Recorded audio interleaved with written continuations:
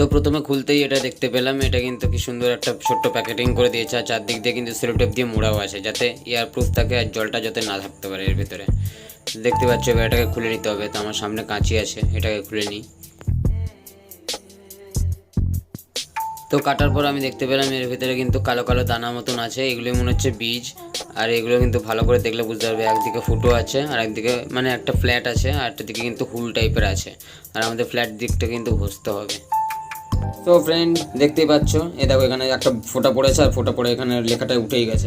কিন্তু তার থেকে বড় কথা, এ দেখো আমি 10 টাকা দিয়ে আমি কিন্তু নিয়ে এসেছি পেপারে, ঠিক আছে। আর এটা হচ্ছে এমআরই পেপার, বা এই বলা যায় শিরিষ কাগজও বলা যায়, ঠিক আছে। এটা কিন্তু শিরিষ কাগজই বলা হয় বাংলায়, এমআরই পেপার তো ইংলিশে বলা হয়।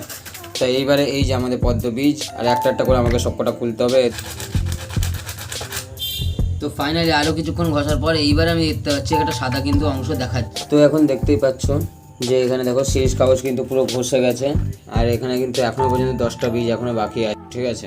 আর এখানে দেখো আমি 10টা ভিজিয়ে দিয়েছি, তার মধ্যে দুটো মনে হচ্ছে মরে যাবে, দেখতেই পাচ্ছ। তো এটা রেখে দেবো একদিন পুরো। আর এখানে দেখতে পাচ্ছ লাল লাল লাল লাল রঙও হচ্ছে, এটা যত ডিপ হয়ে যাবে লাল রঙ, ততই কিন্তু আমরা বুঝতে পারবো যে এই জিনিসটা সিটটা কিন্তু ঠিকঠাক কাজ করছে। তো আমি এখানে দেখতে পাচ্ছি এগুলো সব রেখে দিলাম এখানে পরপর। তো আমরা জল চেঞ্জ করার পর পাক্কা 3 দিন পর কিন্তু এখানে দেখতে পাচ্ছ কতটা হাইট হয়ে গেছে এটার। আর এরপর কিন্তু বেশি দিন আর এই পটে রাখা যাবে না, আর একদিন আমরা ওয়েট করব, তারপর দেখবো এটা যদি পটটা চেঞ্জ করতে হয় কিনা। তো এখানে দেখতেই পাচ্ছ, এখানে দেখো বড় হয়ে গেছে, একদিনেই কিন্তু অনেকটা লম্বা হয়ে গেছে। এরপর কিন্তু এটাকে আরও বড় জায়গায় রাখতে হবে, নাহলে কিন্তু এটা মারা যেতে পারে।